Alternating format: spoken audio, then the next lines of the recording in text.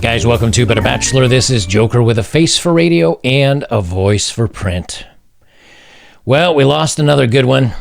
Ewan McGregor, he's got to pay half of all his royalties that he made during the time that he spent married to his wife, Eve Mavrakis, as part of their divorce settlement. I'm going to read this, and then I want to touch on another. It's from debate.org, and it's going to show you, this is a site where anybody can go vote, and you'll see what they voted for as far as what they think is fair or not.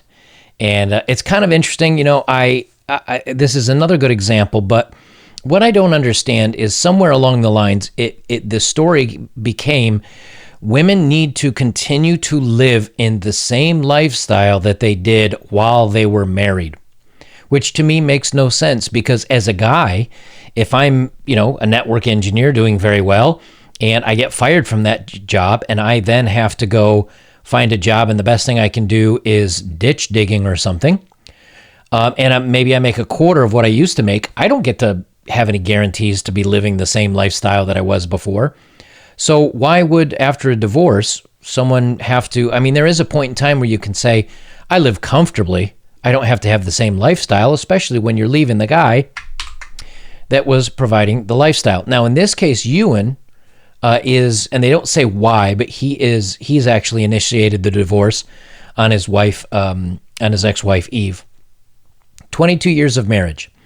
But let me read what she's getting out of the deal here, and then I'm going to jump on to talk about just divorce in general and why it's so unfair to men. Basically, she is getting, she will take their $6.62 million house in Los Angeles, as well as the jewelry, bank accounts, and 5 cars. Now, this is what amazed me. She'll also get $500,000 in cash to even out the asset split, which means it's, in other words, he's keeping a similar amount, obviously. So they're going 50-50 right down the line. She will get a base child support of $14,934 per month. This is where one of the reasons why I have a problem with this. $15,000 a month. That is $180,000 a year just for child support. And here's the real thing, the real kicker. The exes are sharing joint legal and physical custody of their 9-year-old daughter. So even though it's joint custody, 50-50 there, he's still got to write a check for $15,000 a month for the child and $35,868 per month. So she's walking away with half. So they're even, right? 50-50, half. But also, he's got to write $50,000 per month to her. So he loses 50, she gets 50. That to me is she's coming out $100,000 ahead, at least $50,000. But if you're down 50 to give her 50, she's now $100,000 ahead of you where you are. That means she's pulling ahead by $1.2 million a year ahead of him. So he is actually coming out of it worse than she is. And they have joint custody. And until she gets remarried, in at least California law, I believe, correct me if I'm wrong, but I think by California law, he has to keep writing that until she gets remarried, or for X amount of time, 10 years, 15 years, or maybe as long as they were married. Can you imagine writing? And he's got to at least do the extra $15,000 a month for the next 9 years until his daughter's 18 with joint custody. So not only did you lose half of everything, but you've got to, in addition, add add another $600,000 to her, but you're losing that $600,000. In other words, that makes her $1.2 million ahead of you every year. How is this fair? Question number 1, how is this fair? Question number 2, he will be okay. He's going to be okay. He's a millionaire, and he is going to continue to work, I'm sure. He'll be okay. I don't feel that bad for him as far as his earning potential. But what if you're the average everyday guy that's making 50 grand a year and you have to write that $1,500 child support and, $2,000 or $2,000 alimony check every month? You split everything 50-50. So now instead of making 50 grand a year with your savings of, we'll call it 500 grand just to make an even number, now you're making 50 grand a year. You've got 250, but now out of your 50 grand a year, you might have to write her 10 grand or 15 grand out of your income. How any of you guys, how any of you say, but I still want to get married someday. And I know the laws are different in different areas, but how do you subject yourself to this? At what point do you think this is a good idea? I did a search about divorce settlements and things like that, and almost every article, as a matter of fact, let me bring it up here. This is the debate.org, and then I'm going to back page it just so guys can see what I did for a search for this. But it says, do divorce settlements unfairly favor women? 93% say yes, 7% say no, and this is on debate.org. So here we have three arguments for the ladies' side or for the women's side, and then you can see I'm just going to scroll and scroll and scroll. Obviously, there's three. If there's 3% to 97%, there's 97 that say, "Hey, no way." It definitely favors women. I'm going to read one here. Then I just picked this one because it's sitting in front of my screen. In my experience, dozens of family members and friends who have been divorced, myself included. So this guy's basically saying, well, my family members and friends, all of them have been divorced, and me. I have never seen a situation in which the woman has not stolen most of the marital assets, the kids, the house, and then forced the man to pay child support and or alimony. In many of those cases, the woman was also cheating on her husband, and in most cases, the divorce was initiated by the woman, because we've talked about this anywhere between 60 and 80% of the time, because she had nothing to lose and everything to gain. Exactly. Never sign a contract